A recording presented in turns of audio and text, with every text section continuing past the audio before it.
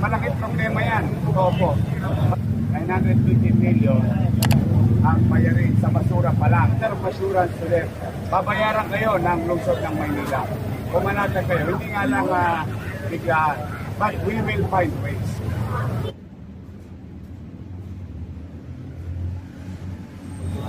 Hindi naman para tayo magturo ng daliri sa mukha ng ibang tao.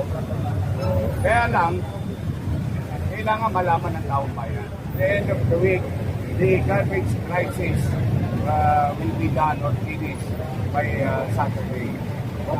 Marami pa mga tumpukan na basura. So, simple mathematics. So, halimbawa, 4 na araw o 3 araw o 1 linggo, hindi na kukuha. At nag-average tayo ng 2,000 to 2,500 metric ton every day. Meron tayong job na about 5,000 metric